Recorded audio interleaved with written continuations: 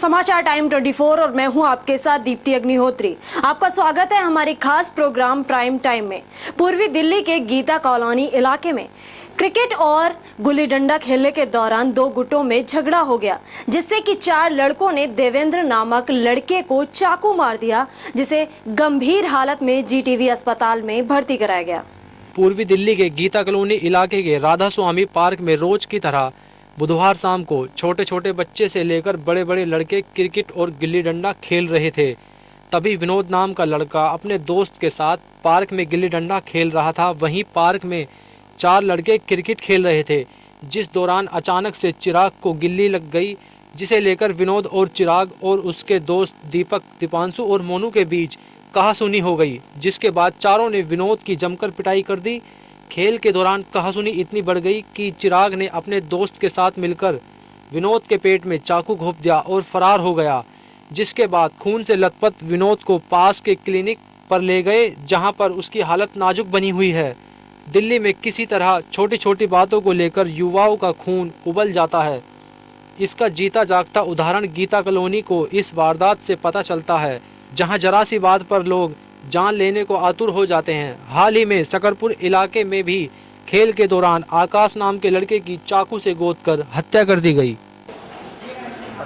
अच्छा, चाकू क्यों मारा तुमने? मारा नहीं था सर, वो तो ठीक है, लग के कैसे, क्यों मारा, वजह क्या था? सर कुछ नहीं, हम तो खेल लेते पर क्या खेल रहे थे? गिल्ली डंडा खेल लेते, गिल्ली लगती थी और उससे हम गिल्ली मारा। अच्छा, तुम्हें गुल्ली लगी इसीलिए मार दिया? मारा नहीं सर, वो तो लग के।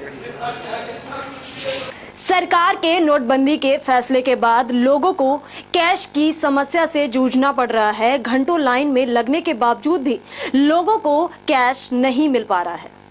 नोटबंदी के 50 दिन पूरे होने में अभी 16 दिन बाकी हैं। अगर हम 10 दिसंबर से देखना शुरू करें तो नोटबंदी में 21 दिन बाकी रहेंगे। अगर बाजार में नोटों का आना इसी तरह जारी रहा तो बचे हुए 21 दिन में 3,36,000 करोड़ रुपए बांट दिए जाएंगे।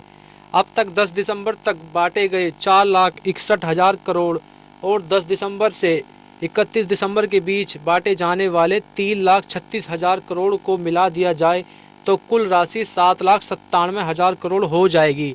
यानी इस आधार पर 31 दिसंबर तक 7,97,000 करोड़ रुपए बांट दिए जाने का अनुमान लगाया जा सकता है।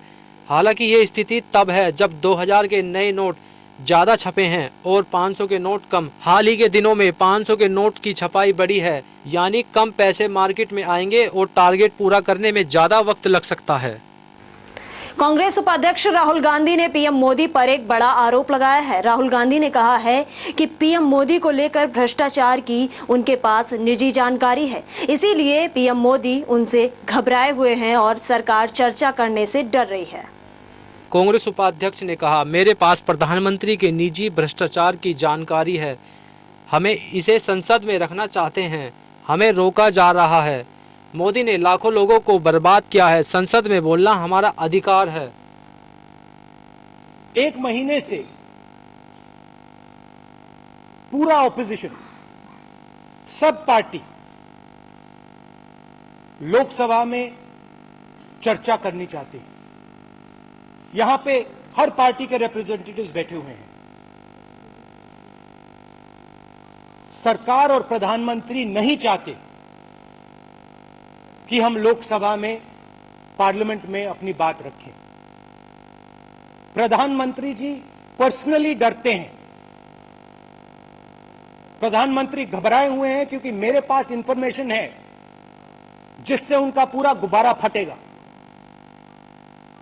और वो हमें अंदर बोलने देना नहीं चाहते हैं। पुराने नोट के चलने की तारीख अब आगे नहीं बढ़ाई जाएगी, सिर्फ चुनिंदा जगहों पर ही 500 के पुराने नोट चलेंगे। अगर आपके पास 500 का पुराना नोट है तो आप इन्हें आज रात 12 बजे तक ही कुछ सरकारी संस्थाओं में चला सकते हैं। इसके बाद आपको ये पुराने नोट 30 दिसंबर तक बैंक में जमा कराने होंगे। इसके बाद भी अगर आप पुराने नोट जमा नहीं कर पाए तो आप रिजर्व बैंक के काउंटर पर इन पुराने नोटों को 31 मार्च तक जमा करा सकते हैं। बता दें कि सरकार ने जरूरी सेवाएं जैसे सरकारी अस्पताल, दूध और दवा दुकानों पर पुराना 500 का नोट चलाने की अवधि 15 दिसंबर तक बढ़ा दी थी। लेकिन 15 तारीख के बाद 500 के पुराने नोट सिर्फ बैंक में जमा कर सकते हैं। साइरस पी मिस्त्री को टाटा समूह की कंपनी टाटा कंसल्टेंसी सर्विसेज के निदेशक पद से हटा दिया गया है।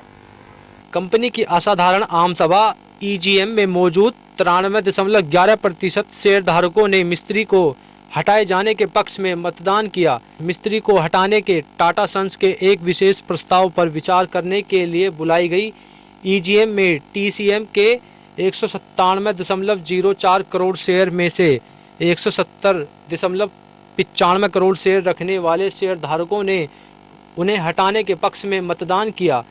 कंपनी के अनुसार 93.11% शेयर धारकों ने प्रस्ताव के पक्ष में, वहीं 6.89% ने प्रस्ताव के खिलाफ मतदान किया। नमक से लेकर सॉफ्टवेयर तक बनाने वाले 103 अरब डॉलर के समूह की कर्ता धर्ता कंपनी टाटा सन्स के TCS में 73% शेयर हैं।